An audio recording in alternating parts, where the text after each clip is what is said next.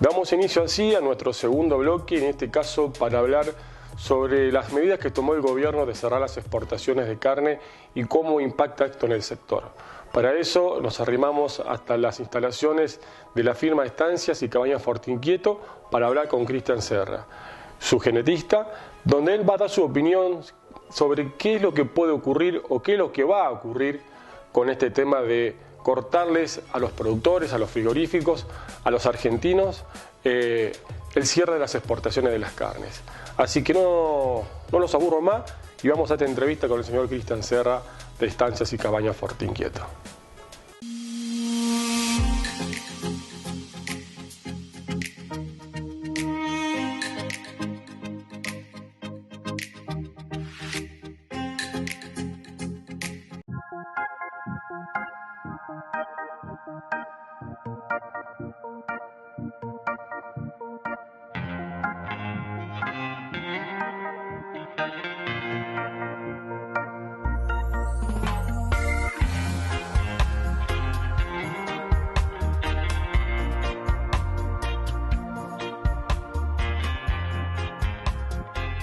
Mira, mi opinión realmente es que es un hecho lamentable, contraproducente para la producción ganadera en sí y contraproducente hasta para quienes tomaron las decisiones, que son los que necesitan recaudar dinero de las exportaciones, dinero genuino que lo generamos en el campo, tanto en la ganadería como en la agricultura. Y cuando hablo de ganadería de cría y ganadería de leche.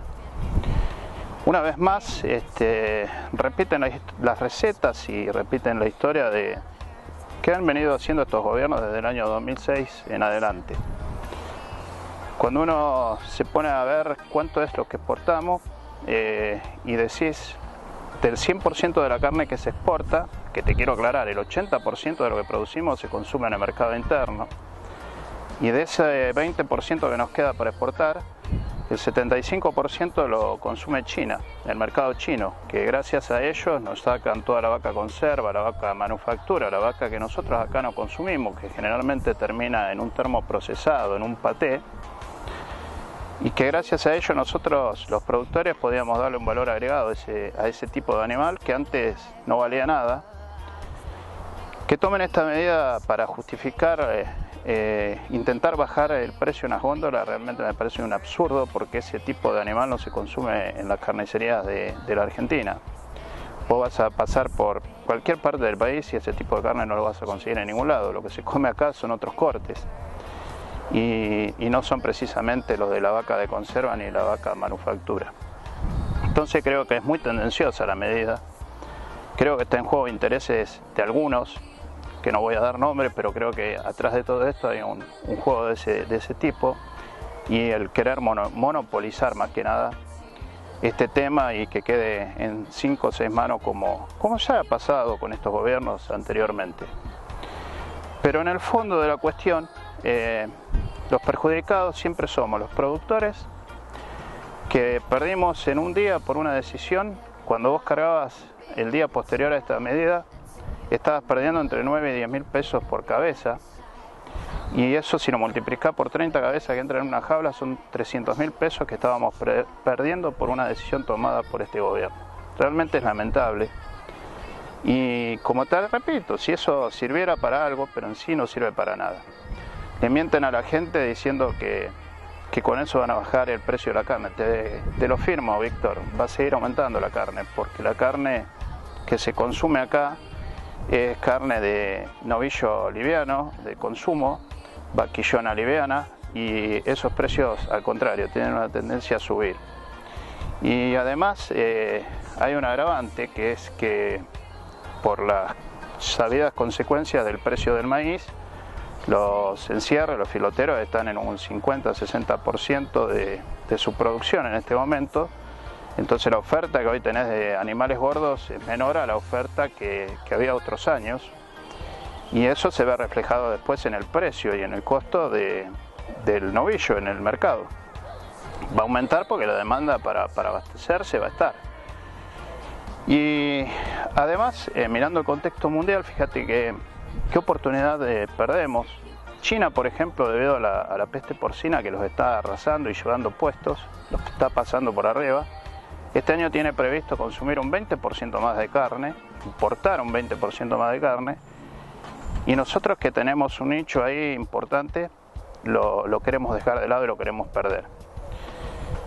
Cuando vos también mirás que en el mundo los principales proveedores de carne por distintas razones también han tenido problemas, la mayoría de problemas climatológicos, hay jugadores que están con problemas como Australia, Nueva Zelanda, y hoy por hoy los principales exportadores son Brasil, Argentina, Paraguay, Uruguay. Y nosotros, para que te des una idea, en el mes de abril ya exportamos el 7.9% menos, o sea, ya venía cayendo nuestra exportación, porque la oferta cada vez es menor. Entonces, cuando vos haces número, la Argentina, para que te des una idea, este es otro dato relevante que quizás muchos no lo sepan, la Argentina venía faenando un promedio de entre 61 y 63.000 cabezas diarias. Hoy está entre las 50 y 49.000 cabezas diarias. Eso es por el faltante de oferta que hay de las distintas categorías.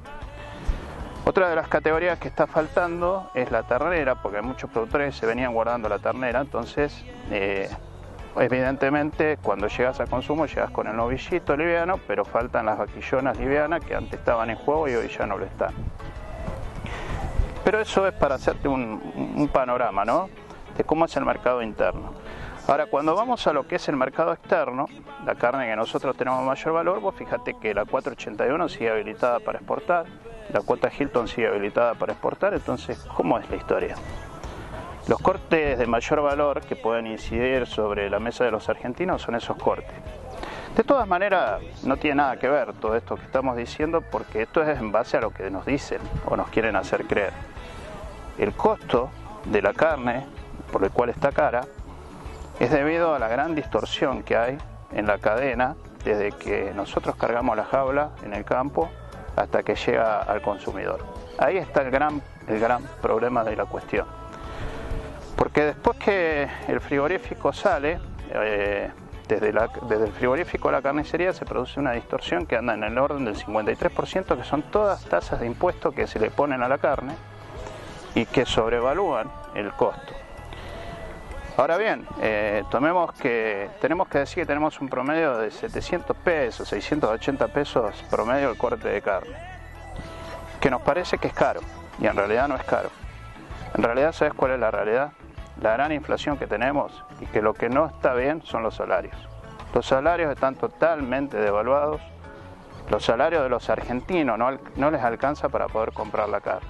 Nosotros tenemos un problema salarial y ellos nos quieren hacer creer, o le quieren hacer creer a la sociedad, que el problema del costo de la carne es por los costos que nosotros le ponemos, los que producimos. Y en realidad no es así. Ellos se llevan el 50% de la torta y nosotros, sobre el precio que vendemos en el mercado o a donde sea, tenemos los costos de comisiones, flete y un montón de hierbas más, que te las puedo, si querés, describir.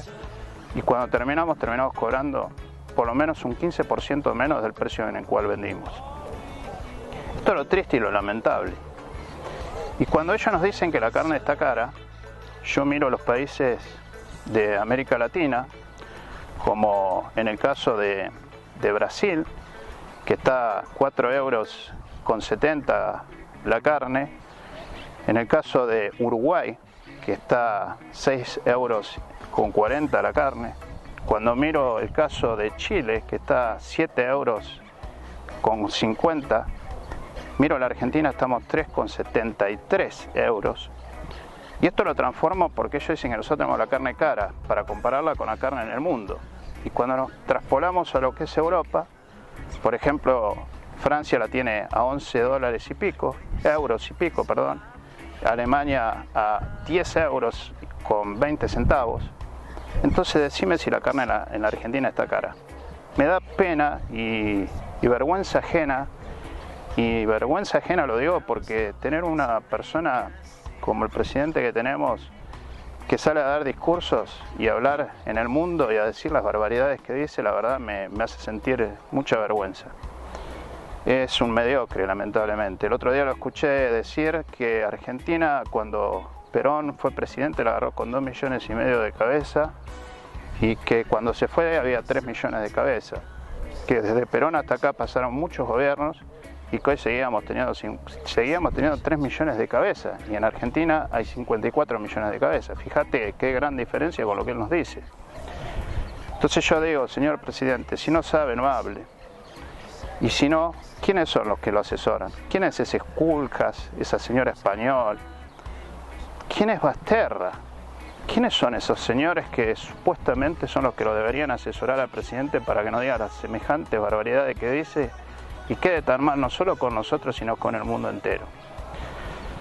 Creo que no se mide nada.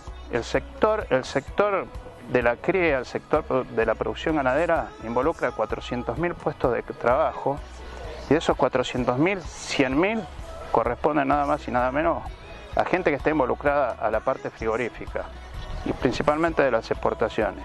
Yo tengo una pregunta: ¿cuántos frigoríficos pueden llegar a cerrar y cuántas familias pueden quedar sin trabajo? ¿Quién lo va a absorber ese costo? ¿El gobierno? ¿Seguimos agrandando el Estado y lo seguimos pagando nosotros? La verdad es triste la realidad que estamos viviendo. Pero también te quiero decir otra cosa.